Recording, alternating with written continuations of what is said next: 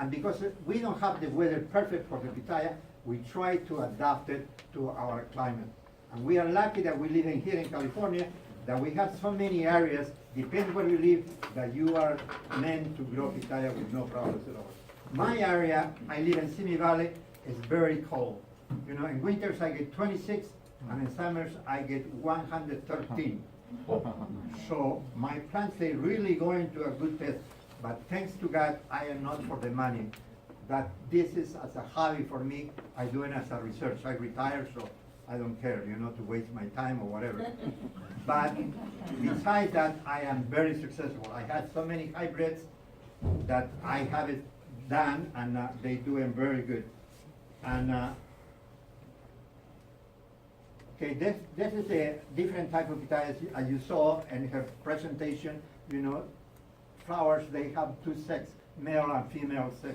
The anthers, they are where they have the males, and the stigma is where the female part. Once the pollen is getting to the anthers, from the anthers getting to the stigma, takes 3 days to penetrate all the way down to the ovary. So that after that, you can cut the flower and make a soup, or make whatever it is you want to do. You know, you can use it, but don't cut the stigma. The stigma can be hanging in there, but takes once it's in the ovary, the whole incubation, let's put it that way, is good. And remember, each seed is one segment of pollen. So the pitaya at least has 2,000 seeds. So 2,000 particles of pollen get into the stigma. And that's what they make each seed. And another thing I want to let you know, that each seed is different. You know, even if they have the same fruit. Look, very simple, I can tell you how a wife and husband, they got married, they had 3 kids. The 3 kids are different, and they're the same parent and mother. Same with the seeds. You know, you say, oh, I have one beautiful seed, I'm gonna have good fruit. But you don't know who pollinated that seed, you know? So I recommend if you went into the research or whatever, once the flower is gonna open, put a paper sack. So you don't let anybody get in there. And in the morning, check the flower like that, so then you have your own pollen getting into the stigma. If that don't work, don't give you any fruit, so that means that is not self-fertile. But if that works, that means that is a good plant because it's a self-fertile. That's the best way to test it, if you have a self-fertile or not. Because it's no contamination from any insect that will go in there and pollinate it. Especially at nighttime, they have bats that they come and they bring pollen. So that's the test I recommend for you if you want to find out, because they say, oh, I don't know what type of plant. Just waste one flower. Put a paper sack and in 3 days you take the paper sack out, that's it. And then you wait. If in 1 week, if it's yellow, that means never made it, so throw them away. So that plant is not self-fertile. But if does, then you are lucky, because we're looking for plants that will be self-fertile. You know, hand pollination is a big job, and especially in nighttime. I come at nighttime myself every night out there and do the hand pollination.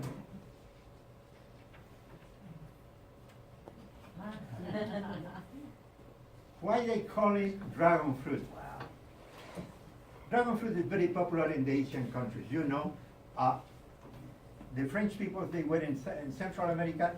The Pitahaya is native from Central America, Guatemala, Nicaragua. And then the French, they were there, and when they went to Vietnam, they took it over there, and they started growing. In Vietnam and the Asian countries, Pitahaya, or dragon fruit they call it, is like for us apples, very popular. For them it's very popular, and they like it, and because they're used to that flavor, and they love it, and they, you know, different cultures, they have different flavors. We Americans, they like sweet. Some people, they don't like sweet. So they are very pleased with their flavor of their pitahayas.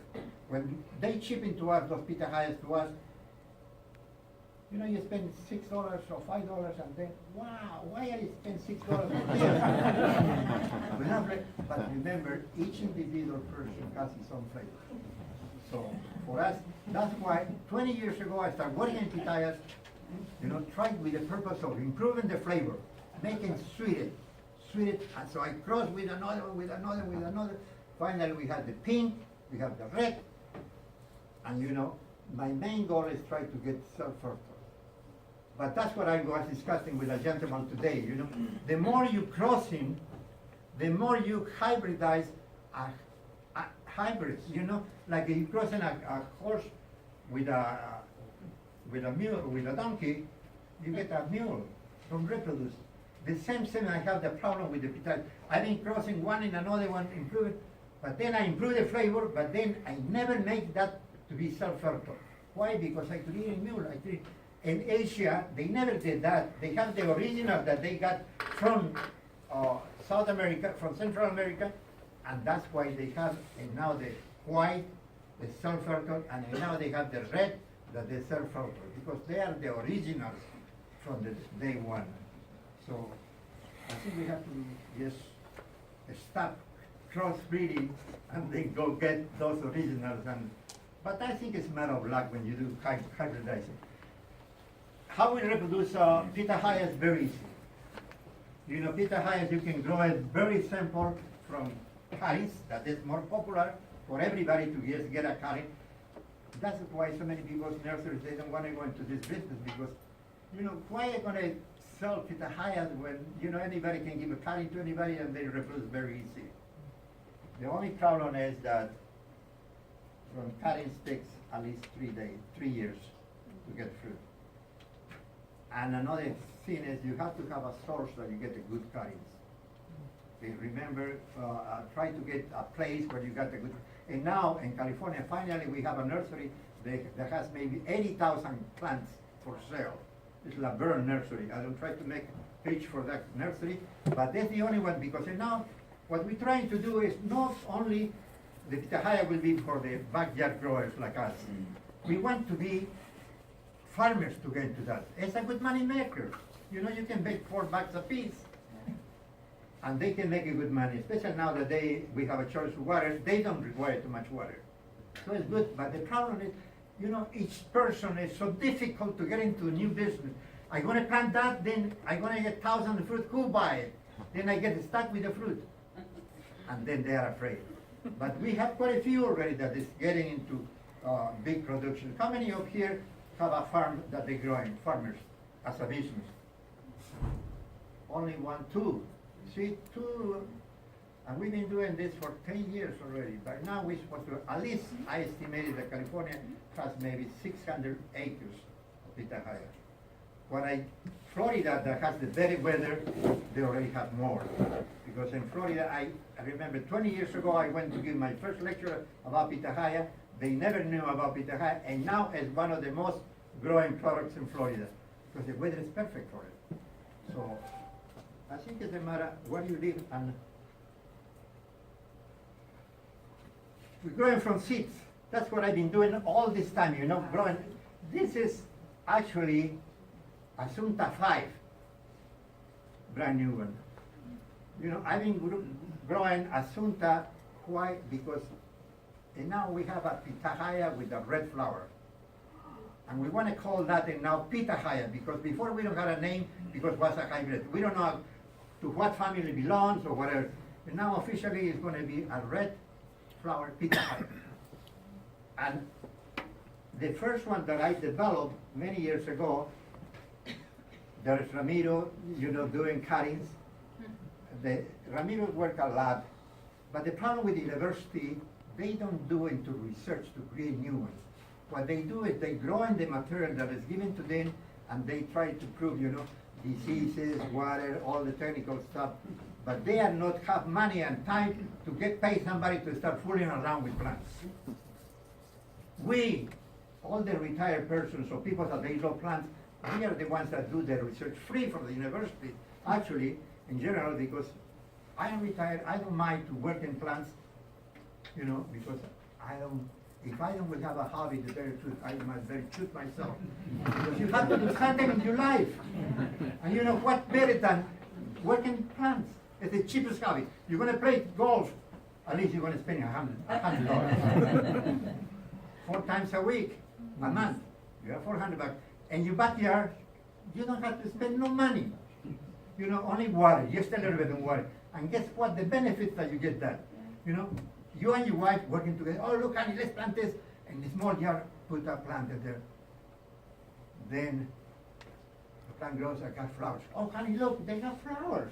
Oh, how nice. Your wife says, oh, great. Then you got the fruit. And then, oh, shoot, we had a fruit. Honey, oh, look, all the kids inside. And then you eat that fruit. Tell me, that fruit tastes delicious. You know why? First of all, was grown with love. Second one has been growing in your house because you give it time enough to be ripe. More the fruit we eat is actually pick up very early. Why? Because they make it for money and they pick it up green. So by the time we get to us, no flavor. And we have a good flavor with the fruit. Then you to your wife, you know, okay, honey, look, all good, let's taste it, eat it. Believe me, that night that couple is going to be happy. They're happy. And so enjoy your garden. And plus besides, you know, it's a big therapy system.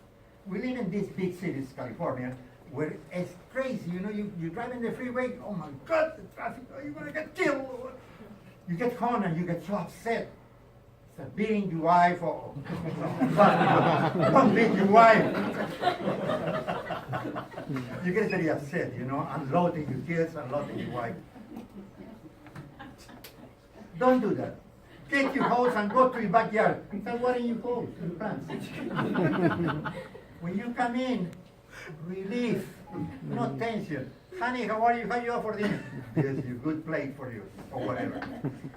It's a relief for the tension that we needed in California, even in this big city. Okay? Okay, there's Ramiro doing this.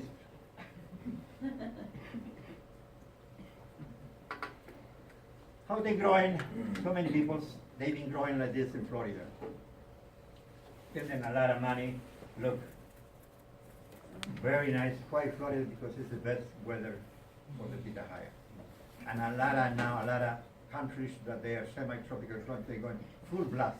In the Philippines, Asia, and they start growing because the weather is perfect.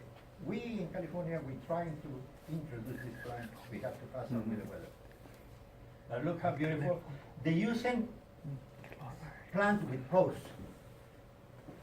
Since here is no commercial growers too much, this is good for a backyard grower. No? But if you're going to be in a farm where you're going to make money, the best way to grow this in trellises. You make 3 trellises, you know, maybe 50 plants in one trellis. And you put one line of whites, one line of pinks, and one line of reds, because there are 3 types only, pink, white, and red, period. And then when you sell it, you know what you sell it. You get to you don't even know what color is inside, looking from outside. Even with all my experience, sometimes I can even tell you how it is. So the best way is to grow in trellises, and then you know when you sell it. The white ones, they are more cheaper. The red ones, they are higher. You know, you can sell it for $4, and the pink ones, you can sell it for $5. So you put your price according.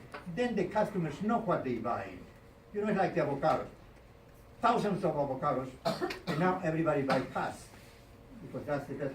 We want to reach to a point in California that we want to make one particular type that will be the selected type of growing, so everybody will eat that. So remember, only red, white, and pink. The pink ones are more sweet, more flavor. You know, in the pink you have all the Guatemala lines are normally for pink. And you can tell the difference in the leaf. The leaf is narrow, not like the other very wide and strong one. And you can put your hand into the leaf and you don't even have damage with thorns, nothing. That is the Guatemala line. The only problem with the Guatemala line is it's very good in flavor and tasting and everything, but the problem is for commercial selling. Like Ramiro was saying, the skin is kind of a soft.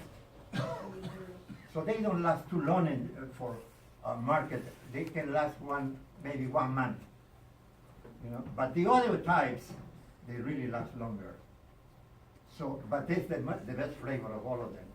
Then you can go into the red ones. The red ones are good for flavor and mostly for antioxidants. Because you know, the more we get education, and now we get into the computer, the Google, and then we see all these beautiful fruits. You know, we say, oh, let's do that, let's do that. But you want to grow exactly what you really want to get. And here we have, look, a beautiful plantation of Pitahaya. This is the Vietnamese type. The Vietnamese type produce a lot. Why? Because it's surflower. Okay. There they are. We've been talking about the root system. You think mostly of us, we are home growers. You can grow it in pots. 15-gallon pot is perfect for it. They don't have a big root system like it will go all the way to the cement. Nothing at all. You know, they're like a grass roots. And they are very good. And then this root maybe is 10 years old. And the plants, remember when you grow in Pitahaya, can last for 60 years. So if you're in the business of putting these plants, it's a long money that the investment is going to come up back to you in the long run. But if you are a home grower, you know, it's easy that you can go ahead. Diseases. You know, we have quite a few diseases in the Pitahaya. Actually, we don't have a big ones here in California. Why? Because our weather is perfect. You see, most of the insects and bacteria grows according with the weather. If it gets heat and humidity, this is caused by the humidity in the mornings. You know, we have moist and the water accumulates in the leaf, and then that water creates bacteria. And that's how we get all those little things. They call fish eye. You can, if you want it, just peel it up with your nail or with a knife, they come out. The brown part come out. That don't will damage the plant, but looks ugly. But you know, some people they are picky with their gardens. They want to have a perfect plant, beautiful. But that don't affect the plant at all. Then if it becomes completely the whole thing, the one thing you have to do is cut the leaf and throw them away. And then you start again. You eliminate. Actually, we don't have big disease. The only big problem with disease is we have ants. You know, ants, they're so lovely, so popular. They're popular, you know, millions of ants, and then they get aphids. And once they get into there, then the fruit becomes ugly, and then the only thing you can do with that is get soap with water and spray it, clean them up, and that's it. Because if you want to try to kill the ants, you know, you disturb the nest. The ants, they go away, and you're creating 10 different families, and everybody's going to start creating more population. So, I don't know, ants, I think they're going to survive. When a nuclear bomb is going to drop, they are the only ones that will be alive, I think so. You have here two different types of flowers, white flower and red flower. And now we know official that we have Pitahaya with red flower. See, she mentioned it all the anthers, here loaded with pollen, and then here you have the stigma, the female part. Very easy. Some of them, they have the stigma, that the stick up 4 inches up. So it's very difficult for the pollen to reach up there. So somebody has to do it. So then we do it by hand, or some insect by luck will bring the pollen up there. And this is the red flower now. This is a hybrid. You know, now become very popular. Mostly was in the beginning for the color of the flower. Nobody knew that produced fruit till I started messing around. I think so. In 2003, I created a fruit of that, in that particular. You know, I crossed with Pitahaya, and I get a small fruit. So I got a lot of members of California Redwood Growers, and I think I brought it up here, and we tasted, and that was a small fruit, white inside, and the flavor was cinnamon flavor. That was the only thing that attracted me to keep on working in that particular plant. Not the red flower, because in the red flowers, beautiful flowers, we have epiphylians, we have so many beautiful flowers, but I am not into the flower business. I like fruits. So that's why I stick. Since 2003, I started crossing back with the Pitahaya all the time. You know, hybridizing more and more. See, and now this is the Asunta 4. Look how long it is. almost 12 inches long, and the flower is not open, and it's almost deep black. My camera is very old camera, as I am older too, so they don't take a very good color. But that particular is almost black.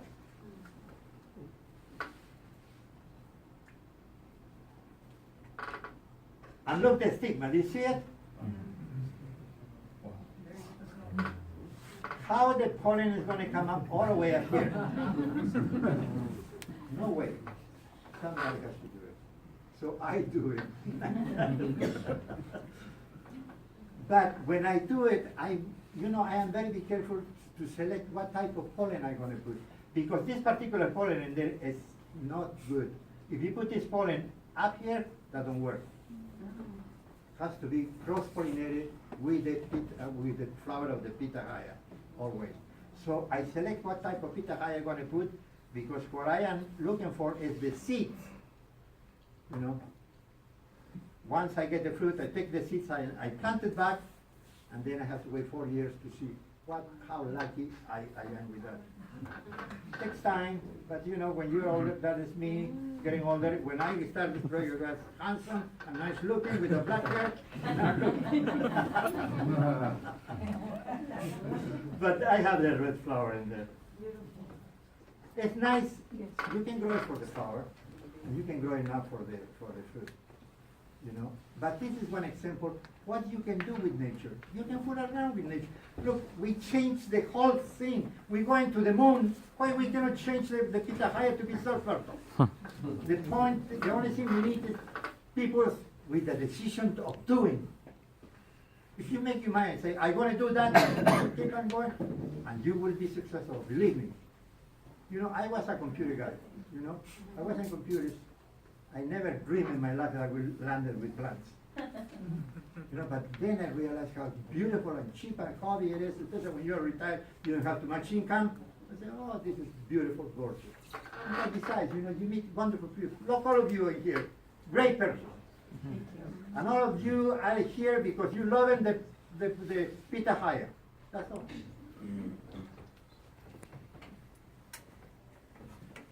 You can see the difference in the anthers. Look, example, this is the Vietnamese type. You see, the pollen is the same height as the stigma. And look, compared to the other one. This is mostly the one we have in here. So, but then, you have to be lucky that this pollen is fertile. And let me tell you, fertilization is very difficult to pinpoint, because there are a lot of factors involved. It's humidity. Humidity keeps the pollen live longer. In my city, the pollen at 12 o'clock at the night is dry. You go in with your fingers and there's nothing. That's why I collect the pollen early, at 9 o'clock in the night. As soon as the flower opens, I get a ton of pollen. Otherwise, okay. Me doing the pollination. See, you collect the pollen in a little jar, and then you put it in the refrigerator. The pollen can last for 5 days. Very simple. In the refrigerator, not in the freezer. And then you can use it. This is me doing nighttime. You have to have the flashlight and then go in there and pollinate it. Don't think pollination. Everything has to be pollinated. Avocados, any flower has to be pollinated. The only point is that don't be afraid. Somebody said, oh, we have to do hand pollination. I stay away from that. No. Everything has to be pollinated to be able to produce. So doing that, maybe you can do 1,000 flowers in maybe 10 minutes. You just go tick, tick, tick, tick, tick, tick, tick, that's it. Put your pollen in there and that's it. Don't be afraid of pollination. Look how beautiful the fruits are. This is the Guatemala line, and this is the Nicaragua line. Remember, Ramiro has a Lara from Nicaragua and Lara from Guatemala. But mostly Ramiro that has everything brought in from another country. They don't do any research, as I mentioned before. We do a lot of research myself. Look, This is physical graffiti, the one they've been talking about. That's the one I think you guys want to taste today a lot because that produces a lot.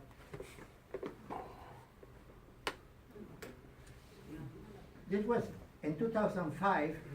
After 5 years that we worked with Paul Thompson, this all the types of Pitahayas we've been doing. In 2005, we had a dose, and believe me, I have visitors to my house from all over. They come from Africa, from Australia, from Philippines, from everywhere they come to get material.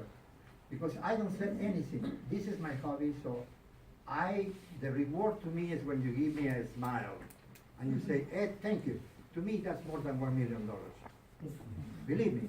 Because I don't do that for money, I just do for pleasure. And when I give it to somebody, oh, I enjoy doing it. At least somebody's going to be happy with what I do.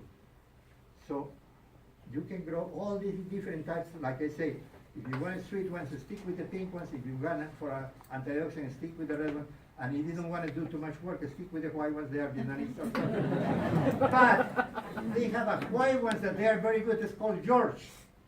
They are so sweet, and they are very strong. They tolerate cold weather, hot weather, and they are good. It's white. That's why be careful when you say white ones, they are no good. There are different types of pitahaya. They are growing in Hawaii. Now Hawaii is a very good place to grow because they have the perfect weather. And here they have the yellow one. The yellow one is supposed to be one of the best ones. It's called Salinoceros megalanthus. That is normally native from Colombia. And now they're producing a lot. That is a very good fruit to grow. Very tasty. But the problem for us is the other type of pitahaya takes the whole cycle from bottom to flower, 30 days. And from flower to fruit, 30 days. So the whole cycle is 60 days. With these babies, take 7 months. Another thing, they are loaded with corn. You know, it's very difficult to handle because, you know, in South America, you know, they have a lot of cheap labor, that's more easy, they can handle that. But in here in United, and plus besides, they don't grow well in California. Some people, I hear in here, Robles farm, they have quite a few growing last year, and they were successful. Why? Because he lives in a special area where the weather is better. But they don't tolerate cold weather very, they die. And this is the yellow one, and this is the new one, the Frankie's red.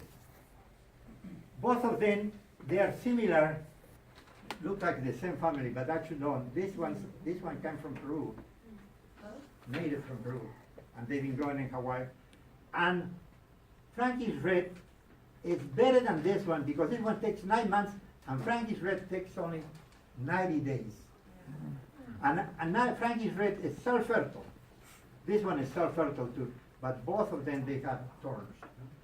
Frankie's red is going to be a popular. And you know what I did already? I have Frankie's red with the red flower.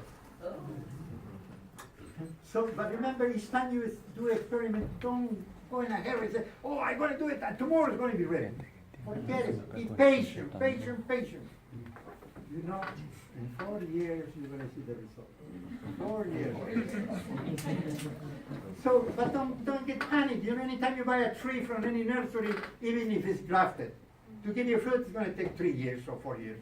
But nobody's thinking that, oh, when they say, oh, 4 years, oh, no, I don't want to mess around with that. But there, Frankie's red is a very good fruit. We have a gentleman here who specializes in Hawaii, and he has a lot of business only producing Frankie's red. And he's doing very well with that. This is another type developed by Israel. The yellow is the skin. Don't be fooled by the color outside. It's like they say, you know, don't be fooled for the beauty of a woman. Yes, what they have in their heart, the inside is what counts. You know, and here too, you say, oh, it's yellow, beautiful. But the flavor is the same like the Vietnamese. No flavor at all. So don't get fooled so many times, like I say. That's it. You want to take some questions? I want to ask you a question. This is real or created? Created. Created? Yes. They say that it's real. I'm looking for it. Somebody give me a cutting of this. Look at that. How can we be created? Look. It's amazing. Okay, there is all the Ramiro chart, everything is what they have in here. You know, all the red dots, they are with the red skin inside, red pulp inside. Okay, they have 19 types. They have this chart that's very good available for you guys. I'm very sure you have it. And you have how many days takes for breaks, everything. So you can analyze which one you like. What I recommend is American Beauty, Bencoa. Those are the types of, and in the red ones, go to the Valdivia red. Not because that's my last name, but actually, they're good ones. Okay, and the white ones go for the George. We got this yesterday. George? George, yeah. You see, in the beginning, when I started this, each pitaya was $30 a piece. Huh? Then, you know, we make so much blah, blah, blah, blah, blah, blah, blah about Pitahaya. And then, you know, the whole world always have the eyes in United States. What the Americans, they do is what we're going to do after. So we start preaching so much about Pitahaya, then the Vietnamese start producing in mass. Say, oh, we have the Americans, they are very good customers. They join a lot. From $30 a piece, and now you can buy for $2.79 in Asian markets. And look, I wonder how much they pay to the grower, because they have to be transported to here, and then who sells tacos half of the price. So, but they In make Vietnam, they money. sell it for 25 cents a pound. Yeah. 25, you see. Sometimes even 15 cents a pound. Oh my God. So- They don't sell it at But and now you can find the Vietnamese, you have the white one and the red one. The red one costs $4. Pitahaya, we call Pitahaya with H. This is a pitaya from Mexico. It's very popular in Mexico, this one, pitaya. And they have in so many different colors, and this is a columnar type, you know. And they have a good taste, good flavor.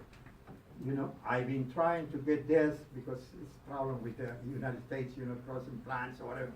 So I say to a guy, to one of the professors in Mexico, what we can do? He says, Ed, what I can do, I can ship you overnight pollen, so you can cross-pollinate your pitayas. So he did it, and I cross-pollinate this one, and I got already plants producing fruit. But no returns.